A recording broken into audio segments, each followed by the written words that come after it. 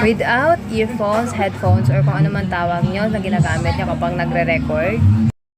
And with headphones, earphones na ganito, katahimik yung paligid. Ganda guys. Ang ganda nitong nabili ko sa online na earphones. Earphones, headphones, o kung ano man tawag nyo dyan. Basta ginagamit siya kapag nagre-record.